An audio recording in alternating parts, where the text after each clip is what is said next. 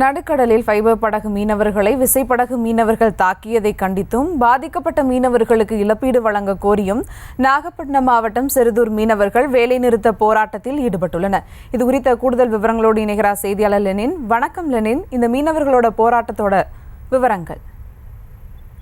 சுபா, நாகை மாவட்டம் வேளாங்கண்ணி அடுத்த செருதூர் மீனவ கிராமத்திலிருந்து கடலுக்கு மீன்பிடிக்க சென்ற ஃபைபர் படகு மீனவர்கள் மீது அக்கரைப்பேட்டையைச் சேர்ந்த விசைப்படகு மீனவர்கள் தாக்குதல் நடத்தியுள்ளனர்.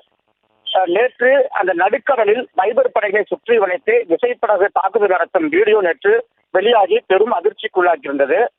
நடுக்கடலில் நடந்த இந்த தாக்குதல் சம்பவத்தால் காயமடைந்த 3 மீனவர்கள் தற்போது நாகை அரசு மருத்துவக் கல்லூரி மருத்துவமனையில் சிகிச்சை பெற்று வருகின்றனர். இந்த சம்பவம் தொடர்பாக பக்கத்து கிராமமான அக்கரைப்பேட்டை மற்றும் செருதூர் மீனவ கிராமங்களிடையே நேற்று ஆலோசனை கூட்டம் நடத்தப்பட்டது. இந்த விவகாரம் தொடர்பாக விவாதிக்கப்பட்டது.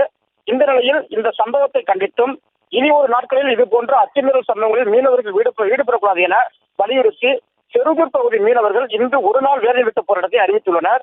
அதன்படி செருதூர் மீனவ கிராமத்தில் மீனவர்கள் யாரும் கடலுக்கு மீன்பிடிக்க செல்வதால் சுமார் 400க்கும் மேற்பட்ட ஃபைபர் படகு கடற்கரையில் நிறுத்தி வைக்கப்பட்டுள்ளது. பாதிக்கப்பட்ட மீனவர்களுக்கு உரிய இழப்பீடு மற்றும் தாக்கிய நபர்கள் மீது நடவடிக்கை எடுக்க வேண்டும் என அப்பகுதி மக்கள் கோரிக்கை விடுத்துள்ளனர். இலங்கை கடற்படை மற்றும் கொள்ளையர்களால் நாகப்பட்டினம் உள்ளிட்ட தமிழக மீனவர்கள் மீது அச்சுறுத்தல் இருந்து வரும் நிலையில் ஒரே மாவட்டத்தைச் சேர்ந்த மீனவர்களுக்குள் மோதல் ஏற்படும் சூழ்நிலையை தவிர்க்க வேண்டும் என்று இரு கிராம மீனவர்களும் பேசி உடன்பாடு ஏற்படுத்தப்பட்டுள்ளது. விவரங்களுக்கு நன்றி லெனின். செய்திகளை உடனுக்குடனும் துல்லியமாகவும் தெரிந்து கொள்ள சப்ஸ்கிரைப் பண்ணுங்க.